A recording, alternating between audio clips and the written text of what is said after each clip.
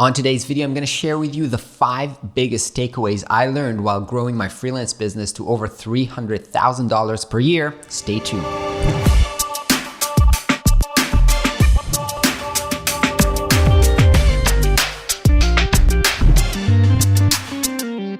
Hey everybody, what's up? My name is Ron Segal and I'm a freelance designer. Last year, I was fortunate enough to cross $300,000 as a freelance designer. And I want to share with you some of the key takeaways that you can implement in your business so it will help you grow. Now, I'm not necessarily saying that this is going to shortcut your process and you're going to make a lot of money next year. Building a freelance is a long journey. And if you've seen the video that I recently posted about my journey over the last 18 years, then you know that it takes time to build these things. But looking back at the things that I did some very specific things at major turning points that I think that if I understood them or could have applied them earlier, it might help me do things smarter, faster, and avoid some of the pains and failures. So I want to share them with you, and let's get started. The first lesson and understanding after doing this for 18 years is that freelance is a relationship business. If you don't understand this, or if you are not good with relationships, if you don't enjoy meeting people and making friends and hanging out, I want to be honest with you, freelance might not be for you because you might be an amazing designer, developer, you can do amazing job, but if you're not into handling people, that is going to be a major blocking point for you, because relationships is, first of all, that's what's going to help you get clients. And that's a long process of building a network, developing relationship, but it's also part of, how you work with people. And half the work is managing the process and working with clients and giving them good service. And if you don't enjoy that, if you don't enjoy having a relationship with new people, with your clients and with friends in general, it's going to be very painful. So you need to understand that. You need to understand that a major part of your point is building relationships. So it's not a waste of time. It's not a waste of time to go to events. It's not a waste of time to go to lunch meeting with people, to go to coffee with people. It's not unproductive time. No, this is something that is super important and crucial. And if you don't spend time building relationships, now again, you don't necessarily know that the relationship that you're building right now might lead to something. And you don't have to only build relationship out of the need for them to convert into potential clients. No, it's just building relationship and honestly making friendship because you're interested in those people and you want to hang out with them. But if you don't do this, then long term, you're going to stay out without clients, because that's the real mechanism. And it takes years to build this to bring you regularly clients, good clients, high-level clients. So again, understand this before you're going into this. If this is not for you, you can stop right now and don't waste any more of your time. Lesson number 2, you need to get, if you want to scale, if you want to reach, multiple 6 figures, you need to get your financials in order. And there's few parts of that. First step is separate your business bank account from your home bank account. This actually took me, so I've been doing this for 18 years. I didn't do this up until 3 years ago, I think, when I realized that by having my freelance mixed up inside my home, I can't really understand what's going on and I can't treat it as a business. And if you want to scale, if you want to make freelance full-time, if you want to reach multiple 6 figures, you need to take this seriously. And so to understand what's going on, even have a clue what's going on in your business, you need to first of all separate bank accounts, treat it as a different entity, start keeping track of what's going on. Yes, it means, working with spreadsheets to know exactly how much money you made this month, last month, what you're projecting to have next month. So you know that, you're not going to have this huge dip, or if you will, that you have some kind of a financial cushion that's going to hold you because freelance is sometimes ups and downs, and sometimes you might get a huge down payment that should last you for 3 months. And so by having your financials in order, by actually making yourself, sending yourself a regular salary to your home account every month, that really puts you in a position to succeed and to scale. Treating this as a real business. And I do suggest you take some time and really understand this finance thing. It's not hugely complicated. There's actually a book that my coach recommended to me called, I think, The Blueprint for Insanely Successful Business, something like that. Really understand the key documents and kind of like spreadsheet that you need to understand, which are cash flow, profit, loss, and balance sheet. I do have some videos covering the difference between them on my YouTube channel, so you can look it up, or I'll try to link them somewhere.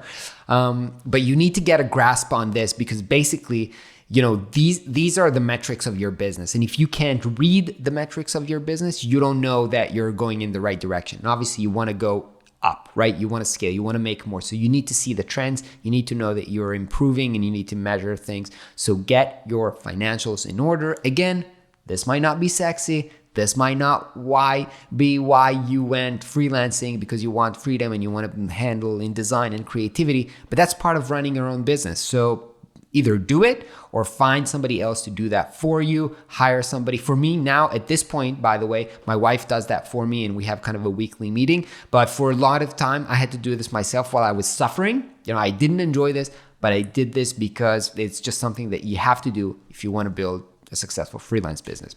Lesson number 3, you got to take risks. I know this might sound like a cliche or something like that, but if you don't take the risk of asking somebody, like meeting a potential client and asking for double the price, for example, of what you charge, well, you are scared shitless, and you know that they might like blow you off, and you might lose the project because of it. If you don't take the risk to try to jump into the next level, it's just not going to happen.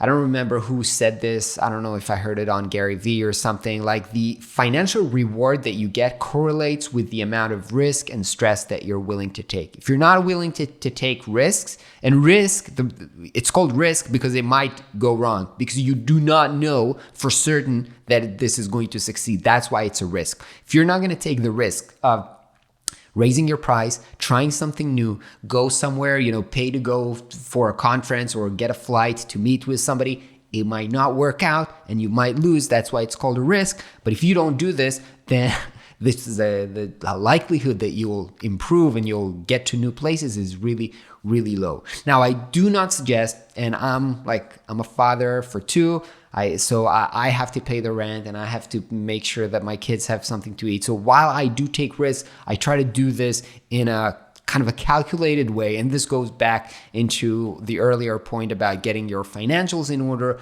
I do have a buffer saved up, so I know that I can take certain risks. And even if I lose, I have some cushion, to lean on. It's not like I'm taking risks and we might be evacuated and leave on the streets next month. That's not what I'm saying. I'm saying you need to take calculated risks, but think about what will enable you to take risks. So for me, it's like having a buffer of like 3 months in the bank account. I know that I can do silly stuff that might not work out. If that doesn't work out, I have some kind of a cushion on it, but I do still have to take the risk. Otherwise, nobody's growing and scaling their business while being comfortable and doing the same things over and over again. So you need to try new things that might not work out.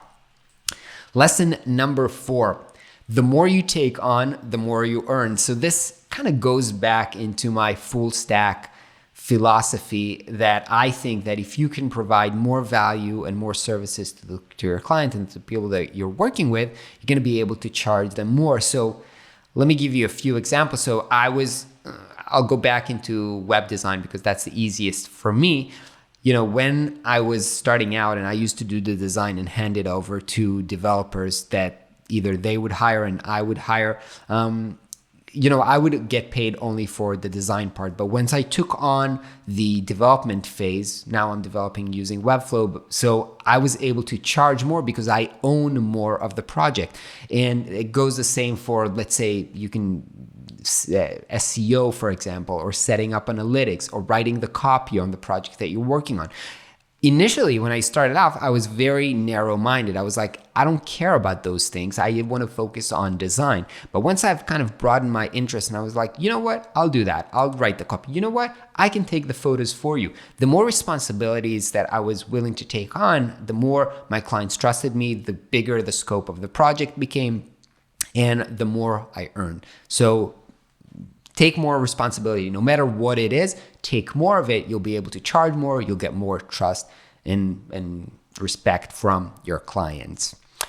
And lesson number 5, you have to start delegating at some point. If you don't want to work unlimited hours, and actually you do not have unlimited hours, then you have to start delegating some of the work. Now, I basically went to become a freelancer, not because I wanted to work endless nights, weekend, that type of stuff. I finish my day at 6 p.m. so I can go home and spend time with my wife and my kids. And so I'm limited, right? The amount of hours I can work is limited, and that's a resource. And if you want to keep scaling, you have to think about delegating. Now, I had a lot of debates about the kind of like starting an agency, and I probably have like 5 videos on this channel about should I start an agency, and I was debating this a lot. At the end of the day, I came to the conclusion that I do not want to start an agency. I don't want to start hiring people full-time and managing like a design studio. That's just not what I want to do. I enjoy living kind of the solo life, and that's just what I wanted to do. That being said, it does not mean that I cannot delegate stuff, and there are 2 benefits to it. First of all, you can stop doing things that you hate doing and that you're not super good at doing. And I've mentioned that my wife helps me with the finances, which released multiple hours per week for me from not doing the invoicing, tracking of spreadsheet, and that type of stuff. So that delegating that stuff to her increased the free time that I have to focus on the things that I'm good at, doing the client work and doing the actual design. But even when it comes down to design, for a long period of my time, I would do everything myself. And, I've mentioned before, I think that the more you do, the more you earn, the more responsibility you take. But I realized at some point that by delegating specific things, which are not my core skills, allows me to actually provide better work. So I've started delegating illustration and sometimes image making and other aspects of my work to specific professionals that can do even better work than I am. And I still get to be the designer, the art director, the project manager, the strategist together with my clients. But some of the execution, I get help sometimes. And I don't have to hire full-time employees for that. I have kind of a network of professionals that I specifically work with based on the needs of a specific project, besides my wife, who's like on a retainer, she's helping me on a regular basis. But that's not kind of like a full-time, I would say, job to manage the finances of a freelancer. So you have to start thinking about how do you become smarter and about your time and about the things that you're focusing on, because otherwise you won't be able to scale. So you have to learn how to delegate and what to delegate. As I said, it comes down to the things that you don't like and the things that you think that some people can do better than you, and have you focused on the core thing. Now, I want to say kind of a bonus thing which overlays all the lessons here. You have to keep improving no matter what you do. So you start having a systems, right, as a freelancer, and every one of them needs to be improving. The way that you handle your financials need to be improving. The way that you handle your client relationship needs to be improving. Even, you need to learn new skills. There might be a new software that you need to learn. Or even if it's not a new software, even if you've been working for years with Photoshop, you might still find a new process to be more efficient with Photoshop, and by that allowing you to spend less time doing a specific task. You always need to think about and see your whole freelance life, career, business as a bunch of systems that each one of them can be optimized and improved, and you should be spending time thinking about how to improve every facet of it. One thing that I didn't mention, but that I think is crucial, is spending doesn't have to be every week, but it doesn't have to be something, but sometimes take some time off to think about, here's my business, what can I do to improve specific things on it? And every time spend like an hour thinking about a specific aspect of your business. How can we improve that? And as a freelancer, you are your own biggest asset. So the way that you handle your time, the way that you handle your tasks, if you invest in yourself, that's going to pay off in your business. I hope this was valuable for you. If you're interested in more videos about design, the business of design, running a freelance business, please subscribe to the channel, and we'll see you on the next video. Bye-bye.